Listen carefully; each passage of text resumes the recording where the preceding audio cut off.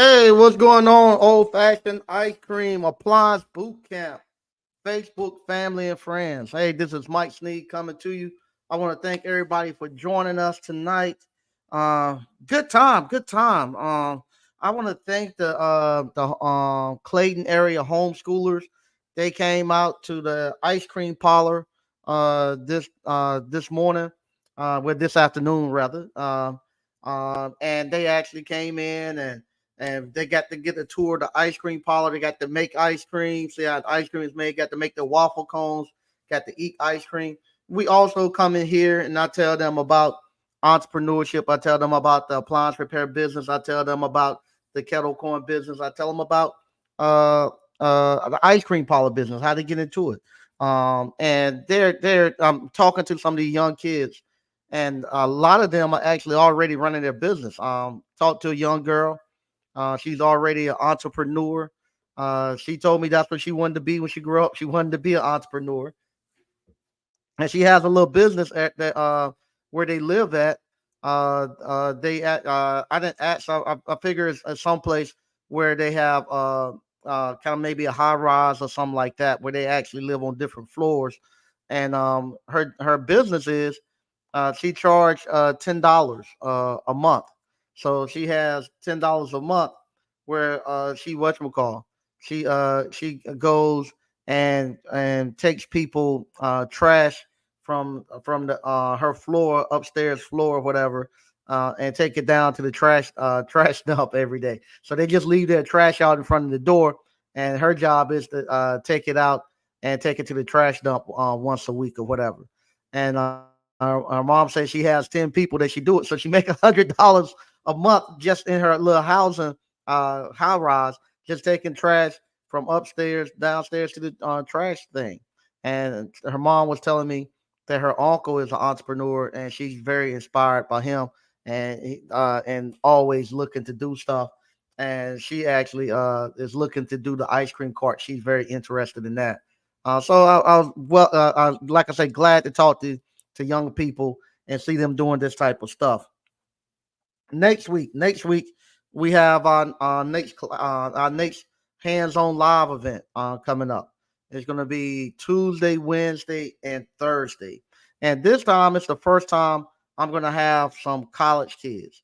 So I have college kids coming in. They'll be coming down here for 3 days.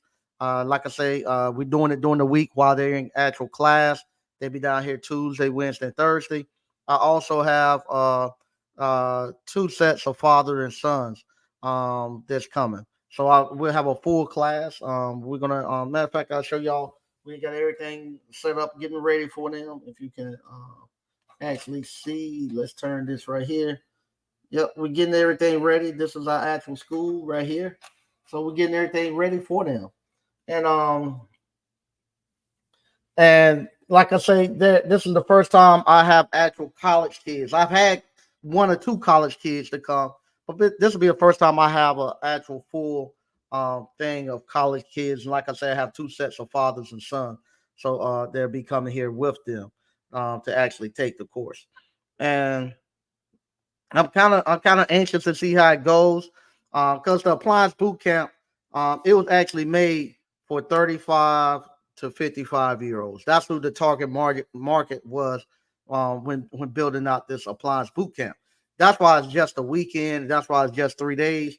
Because what happened, I'm going after real grown men who already have realized that what they learned up until about 35 um, it's been pretty much a lie all their life, and they no longer believe in what they were told, and they looking for truth, and they looking for something that they can do to get out here and really make money. And most of them got families, and most of them got real grown man bills, so they can't afford to take 3 weeks or take 2 weeks off from their job and go take a class to actually learn how to repair appliances to go get another job.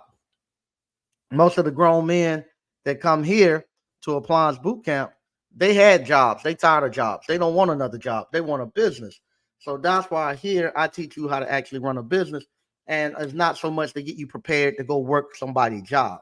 If you go somewhere for 2 or 3 weeks, they mainly, I don't know, I shouldn't say that. Yes, I am going to say that. If you go somewhere for a week or 2 or 3 weeks, it's mainly getting you ready to go be a technician, to be somebody, to work on somebody, work for somebody, to be able to do what you need to do to go out and get you a job. You're gonna need that much time to be able to have a job. But to actually learn how to run your business, that only takes you about maybe 3 days for me to do it, 2 to 3 days. And I can teach you everything that you need to know how to start your business, because how you're going to learn is the way that you learn for many, many years. The best way to learn how to run to learn an actual skilled trade like appliance repair, electrical, plumbing, HVAC, carpentry. The best way to learn how to run a business is the way that it was done for many, many years. For many, many years, if you wanted to learn how to be a blacksmith, or you wanted to learn how to weld, or whatever it was that your profession was going to be, it wasn't no university that you went to. You actually went to the and became an apprentice, or worked up on a master craftsman at that time, or whatever it's going to be. If you're gonna be a musician, you go work and study up on a musician. If you're gonna do karate, you do like Bruce Lee, you go study up on a master teacher, and that's what you done.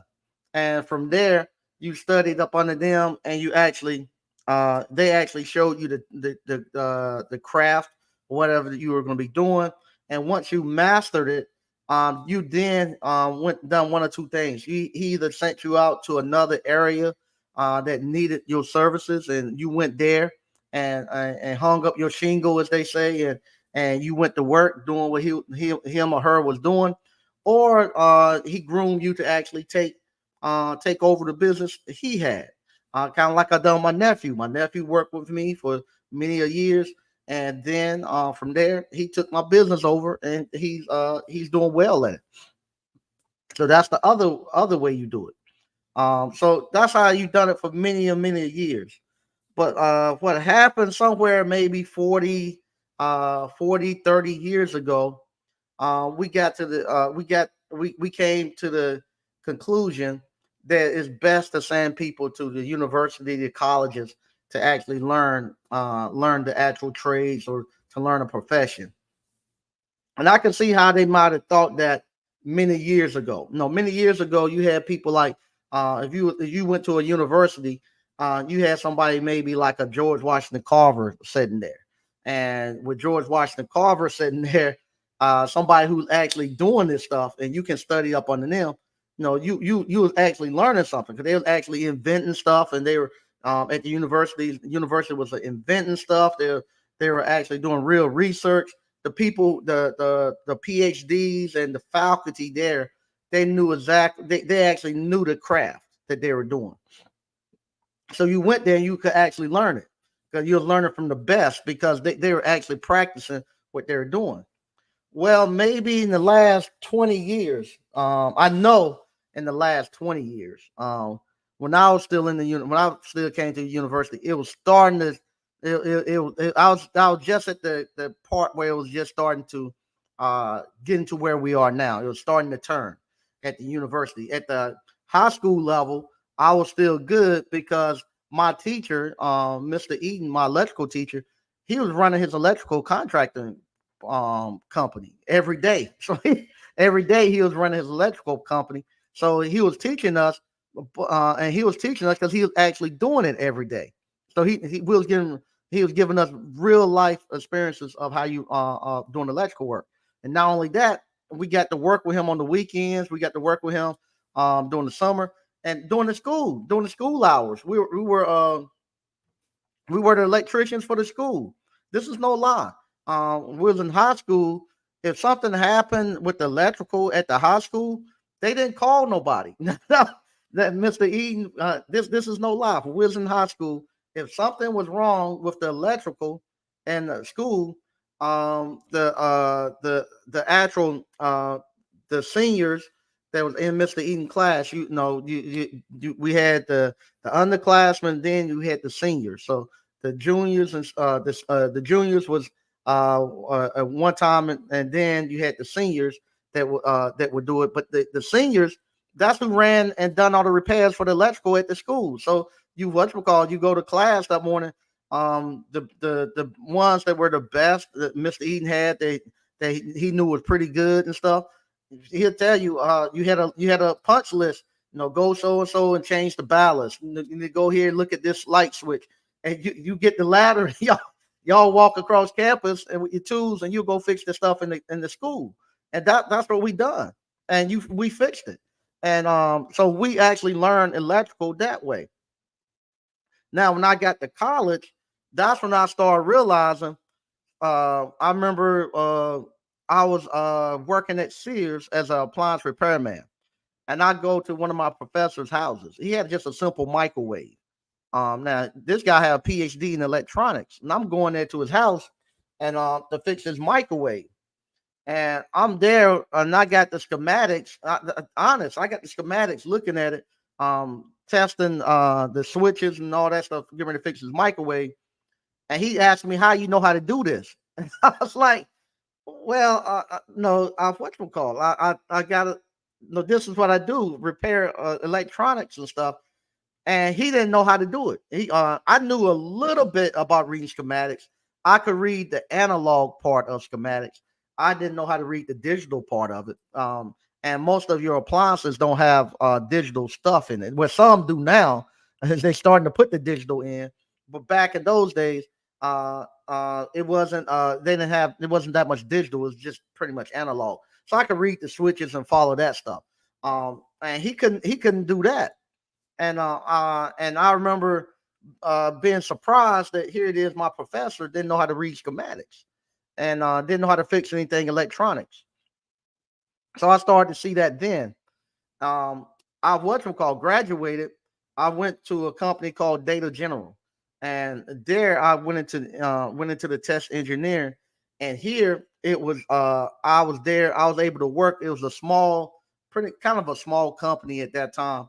But the people who actually had kind of put the company together back in the days, those engineers who knew how to build and knew how to develop stuff, I was lucky that they were still there. They hadn't retired yet. A lot of them hadn't retired. Dave Callahan, uh, Mike Guitar, Joe Allgaier, no, all of those guys, CJ Greenwood, all those guys were still there, and they're the ones that had developed a lot of stuff.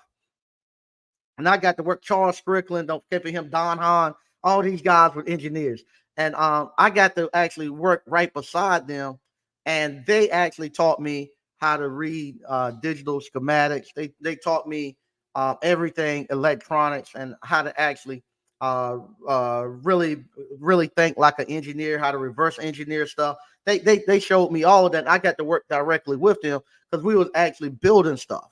When I got the Data General, we would go and if we needed something, we didn't buy it because there wasn't nothing to buy because we was on the cutting edge of building stuff.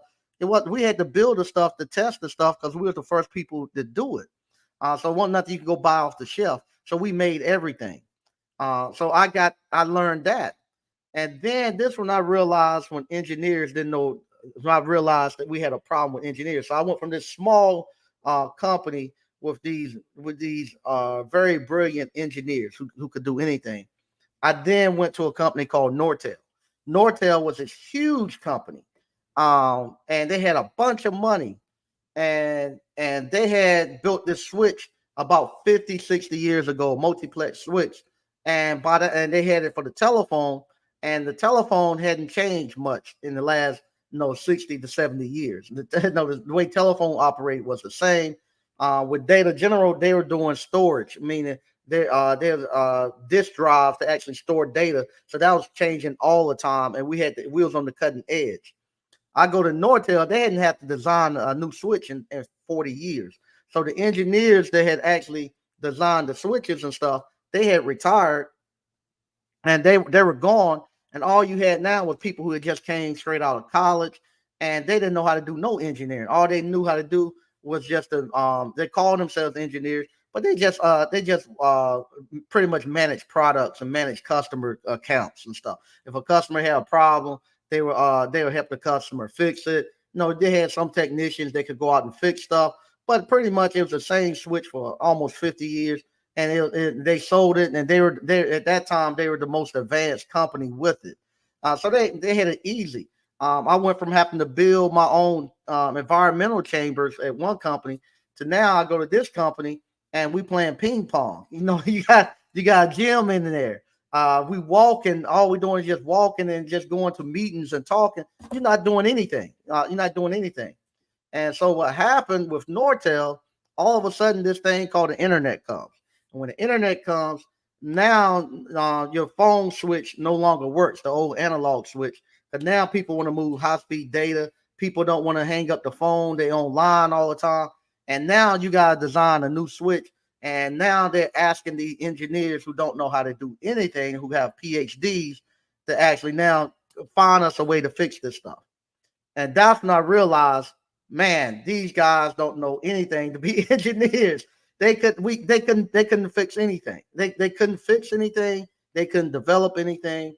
And all they tried to do was just go out and buy something from somebody. That's why this .com burst happened. Because these big companies, the engineers and stuff they had came through these universities. And this just not it wasn't just the don't put it on the HBCUs. A lot of them from Georgia Tech, a lot of them from North Carolina State, MIT, RIT, Rochester Institute of Technology. All these people coming from these huge universities, and they couldn't do anything. And so what they started doing, they just said, we're going to go to these small companies, these small .com companies, and we're just going to buy them, give them millions of dollars for their designs, and we're going to implement it and use it. And so what happened is kind of like the .com companies was kind of like the course creators now, where they find out everybody wants to buy a course and everybody wants to be a business owner and everybody wants to trade stock and everybody wants to do crypto. So they just start putting anything out there and just selling. The people couldn't tell any difference, and it bankrupt a lot of those companies. It bankrupt Ericsson, the cell phone company. It bankrupt Nortel, all these companies, Lucent, all of them went bankrupt trying to catch up with the technology. And at that time, a company called Cisco came and made a digital switch, and they took off. And now any and everybody know how to do a digital switch. You can make one in your house. You know, you can. It's just easy. Everybody can do it now. You can do it now just with software. You don't have to have any hardware. So, but because the technology now has kept up and just went far past what we could do. And so, but that's what happened. You had all these people who didn't know, they didn't have to do anything for all these years, to the point where you at now, where you asking them to actually do it and they can't do it. Well, the same thing is happening to the universities. What happened to these universities? Now you have people who went from kindergarten to getting a PhD to teaching at the university, and they have never worked not one day in their profession. They have not went out and developed anything as an engineer. They have never ran a business. No, I can say it because this is real talk. I talked directly to these professors and people who got these PhDs. They're supposed to be putting together businesses and stuff. And I know they don't know. I know they can't put together a business. I know they can't. They can't put together a business. I know the business ain't gonna work. It ain't gonna get off the ground. I know it. I just talking to them and everything. They don't even know what questions to ask to actually get the business up and running. And and and I want to tell them you can't do it. It ain't gonna work. You need to come and you need to get somebody else to actually put that business together, and you just be an apprentice and watch them do it, because you can't do it. Only way that you're gonna know how to run a business, you gotta know how to run a business. You gotta be running a business, and the only person that can teach you how to do a business is somebody who actually already done a business. You're not gonna learn it in no school unless it's somebody that's actually built a business and ran it. In school, what they start teaching you, they wanted to get you into these big businesses because they wanted to get you into the IBMs. They want to get you into the Texas Instrument, Nortel. You didn't have to worry about building no business that way. They just wanted to teach you how to manage people, how to actually manage somebody else's business, not how to start your own business. So if you go get an MBA, it was mainly just showing you how to operate within somebody else's business structure. So now they're saying, hey, we want to actually teach you how to actually run a business. People now the it's not so much the universities. I don't think the universities wants to put these entrepreneurship programs in. I think this is one good thing that has came out of this stuff with this YouTube and these course creators and stuff. Now, in order to fill up these colleges, they got to compete with the YouTube people. The universities right now is competing with the YouTube people because what happened, a lot of people are foregoing going to college. They're saying, I go take a course and learn how to run a business. You don't offer business at entrepreneurship at your university. I want to be an entrepreneur. The university is saying, "Hey, I got all these dorm rooms that I got to fill out. I got all these all this whole I got this whole mini city that I need to have people coming into, and I gotta have what they want. So when these young kids are coming in and now they want to be entrepreneurs, they're saying, "Hey, I got to put together an entrepreneurship program for these kids." And with them, I'm almost positive. I'll find out next week. I'm gonna ask some questions to see what's going on. But I think what's happening, they're looking at people like you all who say, "Hey, I went out here and I paid $500, I paid $800, I paid $3,000 for this course to go out here and learn how to start a business." And in less than a year, I'm out here making my money. I'm running my business. I'm making $100,000, and here I am here. I don't pay $20,000 no here for 1 year, and now it's going on my third year. I'm $60,000 into it, and I ain't got no business to show, and I ain't got no money to make. What's going on? When y'all gonna give me? When I gonna have a business? When y'all gonna show me how to do this stuff? And I think that's why they're coming now to entrepreneurs and say, "Hey, show us how you all are putting this stuff together and doing it." That's what I'm starting to believe. So I'm want to see. I want to find out why these kids are actually now all of a sudden interested in entrepreneurship. Because I growing up, nobody had never told me anything about no entrepreneurship.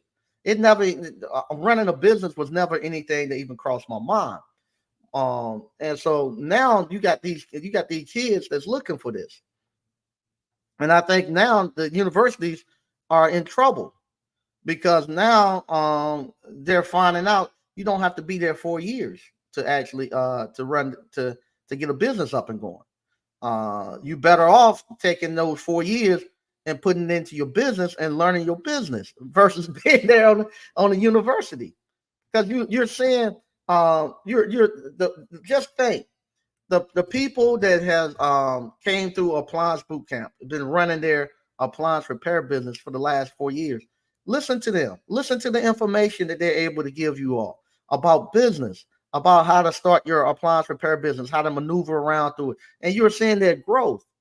Just think if they were still in college, they'd still be stuck there in college and hadn't gotten out and started their business. Just think, just think of how many people who came through appliance boot camp for those 3 days, or back in those days, just 2 days, came for just 2 days, came out, started their business, and took off, versus somebody who went to a training that took them a month, or took them 2 or 3 weeks or a week. How many of them was able to have gotten off and started their own business? How many people you've talked to that's been working for somebody doing appliance repair for over 20 years and they're afraid to go start their business, but yet somebody that took a 2 day course started their business, now running their business and trying to tell, and they're going to the guy or young lady that's been doing it for 20 years. Man, you crazy. You crazy. Why you don't do it for yourself? And the person who's been doing it 20 years scared to go.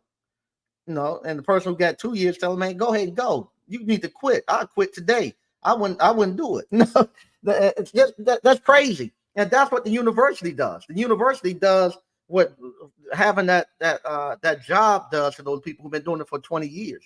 The person who's been doing it for 2 years, they look at them and say, man, you crazy. You make more money in one call than you'll make all day running service calls for somebody. And all the stuff that you're afraid of is nothing. Oh, well, what am I going to do about uh, my health insurance? You can buy health insurance through the trade organization. You can buy it there for little.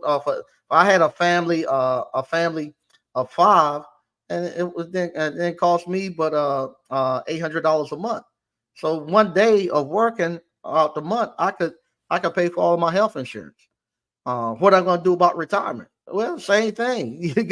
You go out and you the money that you make from your appliance repair business, you can actually go out here and you can buy property, especially right now. Good Lord. I'm gonna show you this right here. Let me pull this up. Give me a second. Uh, right now, a lot of people to grab some tax liens. Um, Let me erase this real quick so you all can't see it. Da, da, da, da, da, da. Let me put it up here. Uh, wow. Okay. Uh, yeah, they got some good stuff. So a lot of people have gone out here and grabbed some of these tax liens. I'm gonna show you this right here. Have gone out here and they grabbed some of these tax liens. Now they're throwing them out there. This right here is another commercial lot. No, this is not commercial. This is an actual residential lot. But it's in a prime place. From that one of the wholesalers just sent over to me today. Sent it over about 6:30. No, I sent it over 11:59 this morning. Let me show you all this. There we go. Yeah, here you go. Uh, this is one of the wholesalers I buy stuff from. He has a great lot. All he wanted from it is like 12. He told me he wanted $12,900 for it. I looked at it. I want it, so I told him. I told him I give him 8,000 for it, and that's where he reached back and he said that's 5,000 off more than we were planning on discounting. Uh, we gotta find a place to meet. So I told him, asked him we get 85, we take 8,500 for it. He said thank you for the offer. He ain't told me no, and I had him back again. Will you take the 8,500? But I'm gonna probably buy that piece of property from him. But that's what you can do through appliance repair. Appliance repair. You know how if you're doing the five banking account methods, you know how long it'll take you to get $8,500. It don't take you long at all to do that over a year. And if you're somebody who don't want to be out there, as we say, driving for dollars and going out there looking for all of this, you ain't got time. Just go to some of the real events and let them know that you're looking to buy stuff and tell them what you're looking at, and they'll start sending you stuff. They'll start sending you property and deals and say, "Hey, I got this," and you just negotiate. And if he take it, which I think we all gonna come to agreement on, if he take it, you just say, "Hey, give me 30 days," and you take it over and do it. Let them do a title search on it, and then once the title comes clear, you take them to cash, and you get the property and go. This is a great lot. I would show it to you, but I don't want none of y'all to go there and try to grab it because you all be kind of slick. So I ain't gonna show it to you all, but a great spot to go buy, and that's how you do your retirement. You go there and you buy this stuff for dirt cheap, and then you just hold on to it. Just cut the grass on it and hold on to it, and you ain't got to build on it right then and there. No, you doing your retirement, so then it's like playing Monopoly. Go around the board one more time. And in the next year you have 15,000, maybe 20,000. Hey, get the plans done and get the next step where you would say, hey, I'm gonna get the plans done and I'm gonna get the concrete poured for the footing and all that. Do that and get the foundation up. Then the next time you can pay somebody to frame it and just keep paying it as you go. And once you get that one done, you go do another one. It's just like playing Monopoly. I haven't finished up my ice cream parlor. I won't be out there next week. I'll be out the week after that, but I'll be done at the end of February. But here it is now. I can grab this one and I can hold it. It's a vacant lot. Just keep the grass cut. I got a couple of kids. One of them wanted. Hey, you can go build something on it. Already got the water and sewer there. In a great location. Hey, you go build something on it if you want it. But that's how you do it, and that's how you fund your retirement, and that's a real retirement. That's a real asset that you can actually hand down to the next generation, and you can do that through appliance repair. I don't know if I've been looking. I don't know any other schools that you go to, the trade schools and stuff. Do they tell you any of that? Any of the schools you go to where you're going to take appliance repair or whatever it is you're going to do they tell you about the retirement? How you going to retire from this thing? You can't be crawling up on the appliances all your life. You can't do it. So you got to have a way out. And I'm saying, well, this is the way out. You can do the ice cream, the ice cream parlor. Like I tell you all, that's not something you go in broke. If you broke, don't go in there trying to make no ice cream parlor. I tell you that right now, because that's truly one of those business that takes somewhere between 2 to 5 years to actually get it where it's supposed to be at, unless you got a lot of money. If you got a lot of money to go in there and throw, and I say a lot of money, 300,000 or more to go in there and throw at it and get a spot to you get a spot that already have the traffic flow and all that stuff going. You could do it, or buy into a franchise or something. You could do it. But if you don't, and you want something that you want later on in life for retirement, you want to be able to go to an area that you can actually pay cash for the buildings and stuff like that. You better have something else going on.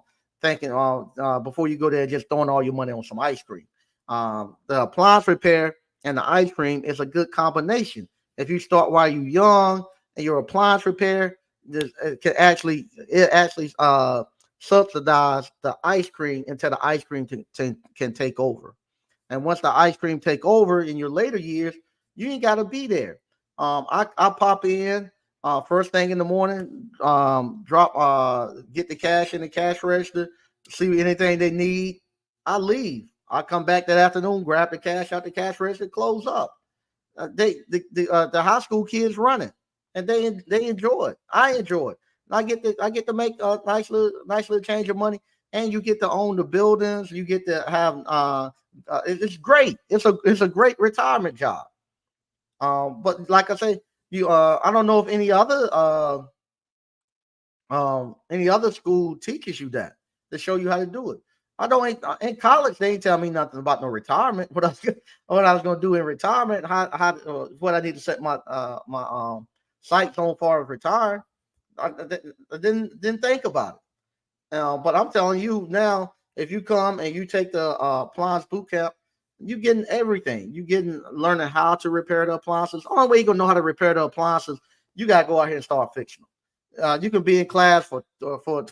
I can put you in a appliance repair class for 20 years, and you fix everything at this in the class, and we talk about every component for 20 years.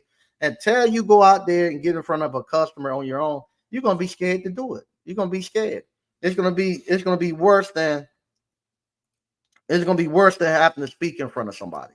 Uh, this past shout out, like I say, if you watching this ain't no slack. I'm just saying this to actually get a point across.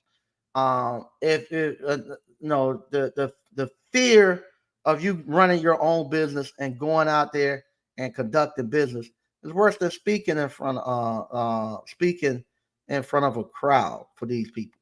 I had this past weekend was in a meeting, and I just as you if you watching, like I say, ain't no slack. It's just making a point. Um, I was at a meeting, and I'm running a meeting, and I just asked one of the young ladies to do the invocation, the prayer, and I saw I didn't think it was much of anything, but I saw the fright. She was so afraid she just froze in fright. I'm not saying somebody froze. She was just frozen in fright, and her mouth was open. She was like she couldn't even talk because she was afraid. For the to lead to lead the prayer um for at the meeting. And that's the way people are with the business. Until you go out there and do it, you're gonna be afraid. You gotta do it. You gotta get out there and you gotta do it, or else you're gonna stay afraid and you're not gonna be able to you're not gonna go. And the sooner you get out there, the better you get out, the better you are. Because like I say, once you do it, man, once you get out there and you are able to earn, once you get to a point where you earn just as much as you are on your so-called main job doing appliance repair, you get a sense of freedom that I just can't explain. It's a sense of freedom that you just can't explain. I, I how can I say this? I have to be somewhat. I gotta be careful. No, it used to be. Used to be. I could come on to the YouTube, just say what I want to say. Want nobody watching. Now everybody watch. My mom watching. A lot of the people in the town watch. Everybody watch. So I have to be really, really careful. But the the feeling of knowing that you can control your time and control your earning capacity. It's something that you just can't. I just can't put into words. You know, I'm looking like that. I'm looking at that property. No, when I no, I say it all the time. I ain't buying no more property. I'm done. It's kind of like that thing with the who was that Hannibal lecture or whatever, where Hannibal whatever I forget the name of it, but he's there and he the guy is taking and showing all these trinkets to this guy that's in this wheelchair, and he's buying stuff, and then he get to a point he said, I'm not buying nothing else, I'm done. uh forget it. I'm done, I ain't doing this no more. But then the guy said, well, I just have one more thing I want to show you. He's telling him, nah, I don't want it, blah blah blah. And he opens it up, the box up, and it's the mask. And he looks at the mask and he tell his servant, go get my checkbook. But that's the same thing. I told these guys, I'm not buying no more property, man. I'm gonna finish up what I got. I'm done. But they know what I want. And they just sent it to me and say, hey Sneed, look at this one right here, man. I think you might be interested. Man, when you take 8,000, they know they got me on that. They know that's what I like. That's what I want, and they throw it out there. And to know that I can buy that, and I know I'm buying it as I'm getting a great deal on it. I know that I can pay for it cash. It's not going to hurt me where I'm at right now. Uh, Thanks again to appliance repair. I've been doing some repairs. Shout out to my nephew for allowing your old uncle to work. So my nephew showing and sending me these 2 and 3 seal systems a week. I'm knocking those out, getting a couple of 2-3 thousand a week. Yeah, I'm straight again. Where I got enough distance between me and life. I'm getting ready to jump back onto this ice cream parlor. The ice cream parlor we have now is jumping. Next week, I got shout out to Miss Wendell. She's gonna be running for Miss North Carolina. We're doing a kettle corn campaign from them starting on the 28th. So I got that coming up. So I made it. I'm getting close to the boat again, where I'm jumping back in and ready to go. And it's all through appliance repair. Appliance repair got me across. It got me across. I didn't go out and say, "Oh man, I gotta go get me a job." You know, hey, Every time I go out there to that job site, costs me $3,000, 4,000. I'm tapped. I need to go find me a job. No, I went back into my skill set, appliance repair, and say, hey, I got to jump back in the truck, start doing some of these calls. Now I ain't gonna this time. I'm not gonna be crazy and stop doing my little one or two stops that I'm doing per day. One or two, sorry, sales systems I'm doing maybe once a week or whatever. I'm gonna keep doing it until I get this thing, get this ice cream trailer out of the woods. But I didn't go look for no job. I didn't I didn't I didn't do any of that. I went back to where I get my money, that appliance repair, and it was there waiting on me. And the problem is not trying to find the work. The problem right now is it's too much work out there. It's too much work. No, I have people every day trying to send me work, and I'm not able to take it. No, so the problem is not finding work; it's just too much work out here, for us, and it's getting and it's gonna get worse in the next couple of years because everybody who's doing it now is aging out and the body is giving out. Just look on Facebook.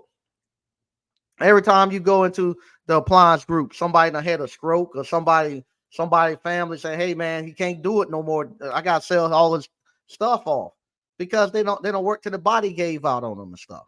And there's nobody's there to step up to take it over, and so it's just widening up. Somebody told me that today. Shout out. I don't want to call your name, but him and I talked earlier today, and he said the same thing. Man, something done happened because these warranty companies, they don't went up on their prices. It's like, here it is. I'm trying to negotiate $85 an hour, and they talking 110, $120 an hour. He said they don't went up on the prices on me. And I didn't even know it to try to get me in. And so because what's happening, I'm telling them these the baby boomers and stuff, their bodies is giving out. I'm done. I can't do it. I can't do it anymore. I can do what I'm doing, but I can't get out there and run no routes anymore. My body, from doing it for all those years on my knees and stuff, my body is giving out on me from doing it. So what happened? You got all these people now that's leaving out the trade, and these machines are getting worse and worse. And not only that, if you down here in the South, where we at in North Carolina and Clayton, look at all the people who are migrating down here, and you got all these. You just have you got all these houses that are coming, and these houses are coming, and and they got nobody to fix. They ain't got nobody to install it. No, they don't have nobody to install this stuff. And they it's wide open for somebody to get into the skilled trades.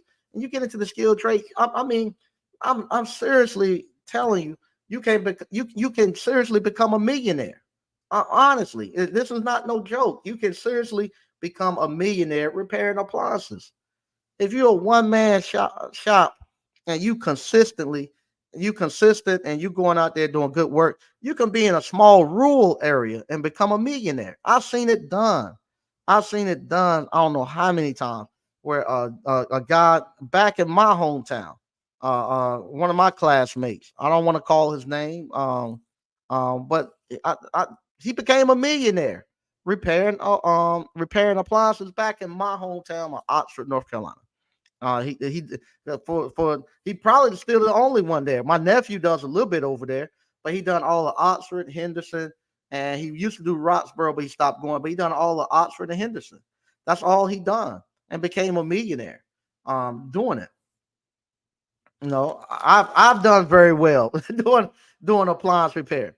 In a small Clayton was a rural area for a long time, but in the small Clayton, North Carolina, I told you I could just do two neighborhoods. I could I for a long time I could just do two neighborhoods. I could do Flowers Plantation and I could do Glen Laurel, and I could pull $100,000 a year off. Just didn't have to cross over something in less than a 10 mile. If we want 10 miles, less than 5 miles, just two neighborhoods. I could pull 100,000 out of there, and didn't have to cross a major highway or anything. I could actually done it. I could actually done it in a golf cart. If I wanted to do it now, I could just be in flowers plantation, and the way flowers has grown, I could just have a golf cart and make 100,000. Just riding through my neighborhoods, and do it and make 100,000. Because that's how lucrative the appliance repair is. It ain't no get rich quick thing, because you're gonna have to dedicate yourself to a lifetime of learning. But if once you start to learn, and you thoroughly embrace yourself into this trade, it'll reward you. It'll reward you greatly. Because 100,000 ain't for $400 a day, and you could do one dryer heater element, and you be right there at $400. So you don't have to do but like two or three stops, and you got 100,000. You back home. No, and you don't have to. And that's the good thing too about appliance repair. Unlike the electrical and plumbing and HVAC, you don't have to what you call. You don't have to have a crew. With those you got to have a crew to do some of the bigger stuff. Appliance repair, you don't. You just need just you and your truck, your car. I done it out of a Kia Soul. I done it out of my wife Honda Accord. Starting off, I love the Dodge Caravan. That was my bread and butter. Once we got going, those Dodge Caravans. Oh, I just love the Dodge Caravan. It had enough power. They were comfortable. I could park them anywhere. It was just hard to beat that Dodge Caravan. That was my bread and butter. But yeah, so that's all I done. And didn't have to go spend a lot of money on a vehicle. I could buy the vehicles from the state surplus for $3,000.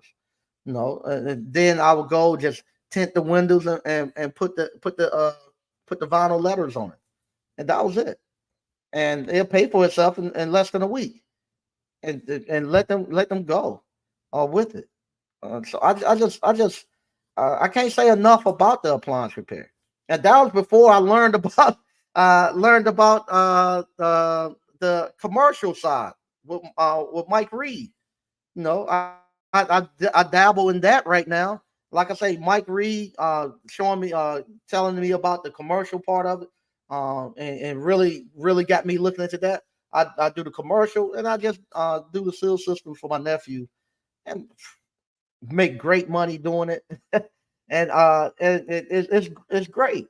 And just think if I was to just go directly straight into nothing but the commercial, or if you start in, learn the resident. Matter of fact, don't even have to do that. Do the residential, and you don't even have to do seal systems. Honestly, you don't. You don't have to do seal systems. You can just do the washer, dryers, the simple stuff, and make all your money, man. Oh, young lady, live a great life, a great life. Be able to pay cash for your kids' college tuition. You be able to pay cash for property. Like the people say, you can't buy no houses or anything. That's how you buy the houses for cash. They're gonna come sell it to you. You buy it, and then you save up and do something else with it. And the prices are you're not gonna be able to get no other land. No, I was looking at this documentary. They're talking about Pennsylvania, Keniston, Pennsylvania, wherever, where they were Walking Dead, and they're looking and they're thinking that I know it is. We all know it is. It's a plan. Why they letting them do that? Why they letting them actually sit there and have open air drug market to drive the prices of the real estate down? So because Temple University said Temple wants to buy all of that. So as long as they can keep running the residents off and making the property go down into the ground, then they come in and buy it for little or nothing. Then they bring the police in to run everybody off, and then they clean it up, and it be just like it is downtown Selma. Y'all saw this happen at downtown Selma. Y'all saw what happened downtown Selma. I saw a video. Shout out to Adele. She was doing a video. We got another bar restaurant opening up downtown. This is no lie. She was shooting a video yesterday with this new bar. I thought she was in Miami someplace. I saw her with the bar. They had like the glass doors, like garage doors sliding open. And I said, okay, they in Miami because they travel a lot in their they have like an RV and they travel a lot to go buy stuff for their store. So they go shopping. So I thought she was down in Miami or someplace. And she said Selma. I said, where that at? Selma. And then I realized it was the new bar restaurant that's coming. I was like, gee, man, I thought she was down in Miami someplace. That's where this thing has came off down here in Selma. Today, when the homeschool parents came down, they could not believe it. They was like, man, this is really nice. This is what they told me. They said downtown Selma, they think it's the nicest place they the nicest place they have been. That's including Raleigh, Cary, and all of that. They was like, man, they just love it. They're just so quaint and everything here just looks so nice. And so we here every day. We don't get to see, we don't get to see all of that because we seeing it as a move. And sometimes they say you're just too close to the mirror. You just can't see it. You don't see all the stuff that's going on. When somebody else come in, they was like, man, this place is it. No, and but like I say, y'all saw that happen. Y'all saw what it looked like at the beginning. Y'all saw what this building looked like. Y'all saw what the ice cream parlor looked like. Y'all seen that transformation right before your eyes. You're gonna see what Rocky Mountain's gonna look like once I'm done. But you can do it yourself, and then you can do it through appliance repair. Appliance repair will allow you to come in and gentrify your own community. You don't have to wait for nobody else to do it. It'll give you the skill set to actually do it yourself too. So not only you have the cash, but you have the skill set to do it. So please, if you hadn't already, sign up for Appliance Bootcamp. The link will be in the description. I'm going to read some of this stuff we got on here. Then I'm getting out of here. All right. RZ Nuzu. Hey, what's going on? Plumber Payday. What's going on? Thanks for all you do, Mr. Sneed. Thanks. I appreciate it. Oh, Juan, man. What's happening? Juan A. Hey, Mike. It's been a minute. Great to see you and tap in. Thanks, man. It's been a minute, Juan. What's up, ABC fam? Hey, how you doing? CEO Jake. What's up, Mike and ABC fam? What's happening? Frank Evans said, what's up, Mike? All right. Frank Evans. Yep, wax on, wax off, no doubt. Myron West. Hey, what's up, Myron? All right. What's up, Mike and ABC fam? Hey, how you doing? SQ Services. What's up, man? North Carolina worker. Good evening, everyone. Hey, how you doing? Hey, what's going on, DCNF? DCNF. So what's going on, Mike and ABC fam? All right. What's going on, Patrick Young? So what's good, Mike? What's good, ABC fam? BK from the Rockies. Say what's up, ABC family and friends. Not long at all. Yeah, DCNF must be talking about saving up the money. Yeah, it don't take long at all. If you start doing that 5 banking account method, it don't take long at all for you to start stacking up your cash. Okay, let's get the lights up. All right. Yeah, that's another thing too. Can't be afraid to ask for your money. You gotta be able to comfortable asking for your money. Gotta be. Decent enough. The skills to pay the bills. Yep, this definitely is. BK from the Rockies. I think the workload is going to skyrocket. People don't have the money for new appliances, so folks are going to get their stuff serviced now. Yeah, that's the good thing too. A bad thing for the economy, even the economy tanks. When the economy goes bad, man, this appliance repair goes out the roof. When the economy is bad, because they don't have money to go buy the new stuff. It goes out the roof when the economy is bad. So it's one of these things that is what we call a recession-proof business. The appliance repair is recession-proof. Everybody I talk to that's been in the ice cream business, they tell me too. They say it's a recession-proof business. They say because with the ice cream, people can't afford to go to Roof Chris, but they might cook at home, and then daddy tell all the family, hey, let's get in the car, let's go grab some ice cream for dessert.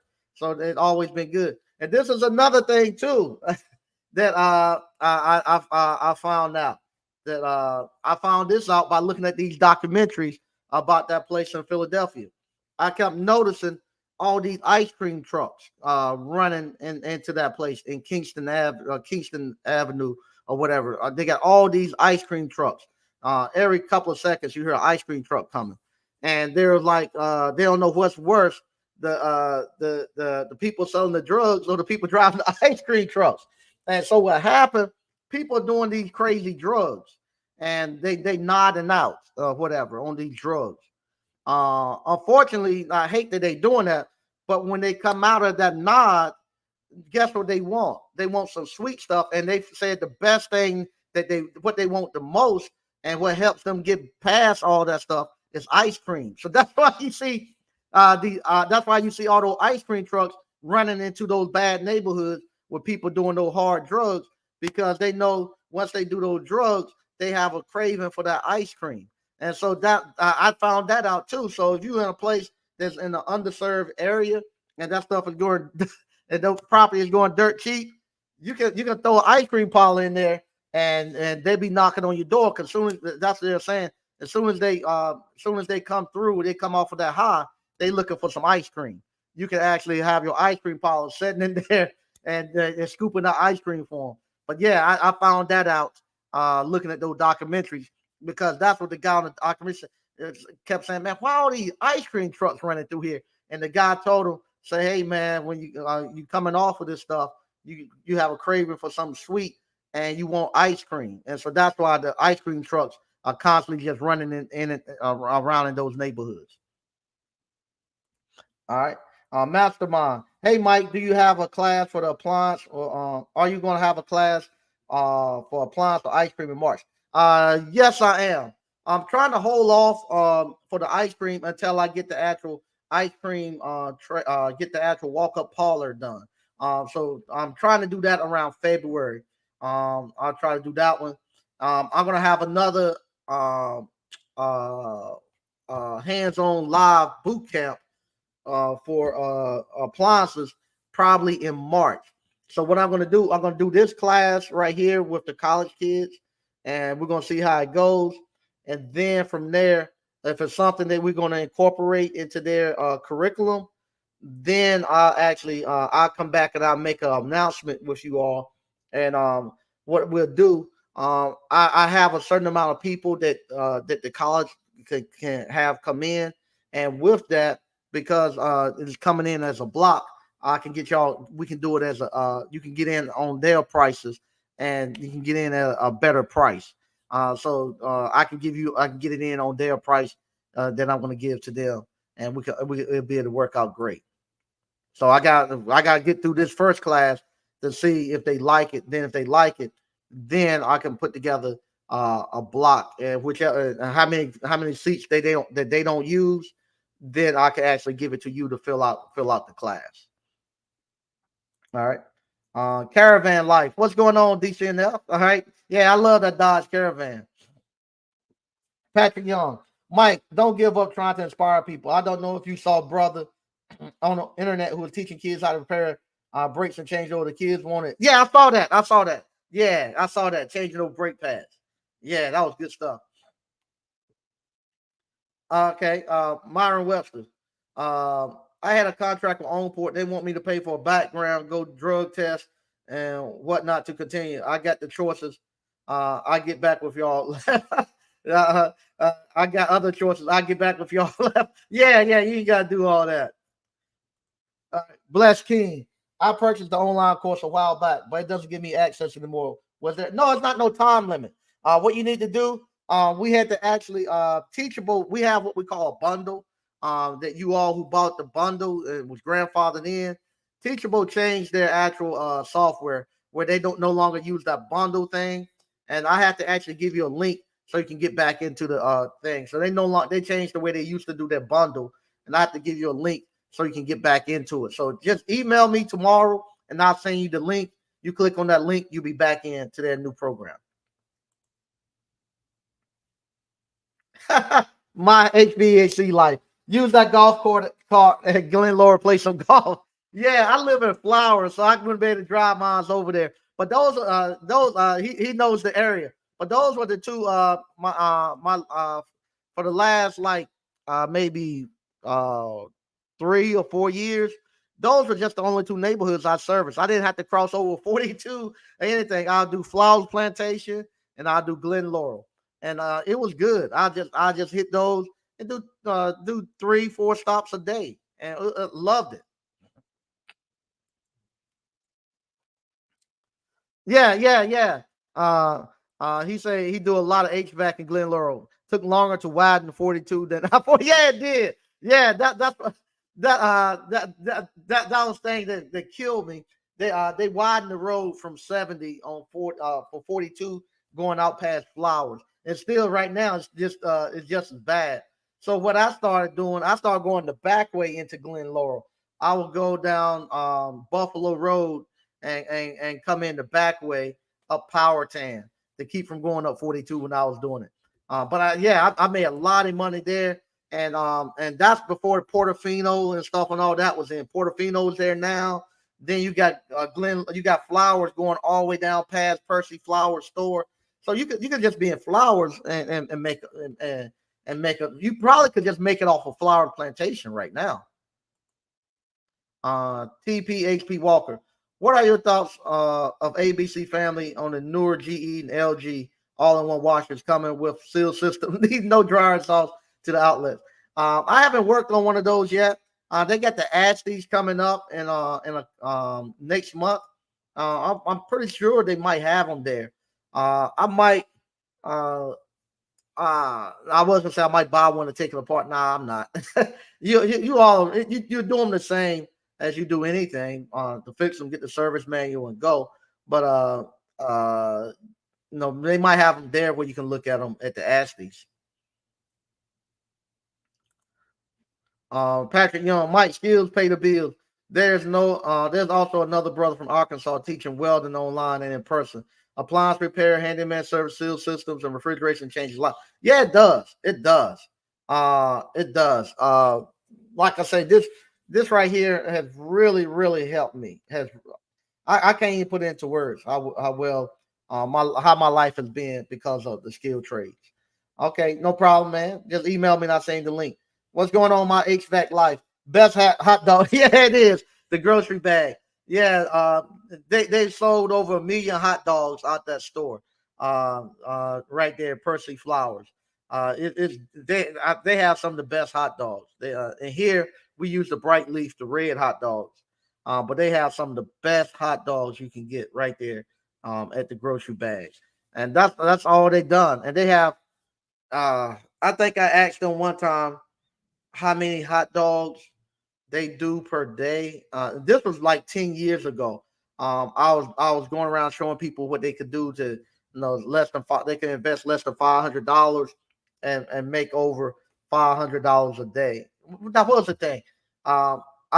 Every week I would do a business that cost less than $800. I think it was $800 or $1,000, one of the two. But this was back in the day on Facebook. And I used to try to tell people to go into small business, and people all the time want to know, well, what's a good business I can do? What can I do? So what I would do every week, I would give a business idea, and want something I just brought out I just pulled out just pulled out my butt and was saying these were businesses I actually knew, and knew people who were doing them, and was making a minimum of $500 a day. I remember this was before the guy who actually, unfortunately, he died and passed. I hate that. I used to enjoy talking to him. I forgot his name now, but he actually owned the grocery bag, the part inside there, and I used to like him. He used to he used to play the guitar, the harmonica. They do like folk music, and he had a thing for older cars, and I did too. And I used to talk to him all the time about his cars, and we used to talk business a lot. And that was one of the things I was asking him, man, how many hot dogs do you sell out of here? And he was telling me at that time, they were doing somewhere between maybe 250 to 300 hot dogs a day out of that place. And just think, uh, at that time, they it was $3, almost $3 for a hot dog. So, and that was doing a slow time on the weekends. They would do more, but he was saying that's how many they were doing, and he would have once he have like 3, 4 people, in there just making hot dogs all day. That's all they're doing, just making hot dogs all day, and they're getting it. And so that was one of the things I was telling people they could go buy a hot dog cart and just do hot dogs. 63 Impala Rag Dude. So what's up, Mike and ABC fam? All right. Patrick Young, Mike. Also, if the non-technical stuff is not to your liking, just get into entrepreneurship. There you go, hot dog cart, snow cone cart, kettle corn, cotton candy. A friend of mine made 1 million cleaning windows. Yeah, it is. It is. Like I say, I'm starting next week. I gotta do another campaign. I gotta do another campaign next week with kettle corn. It's simple.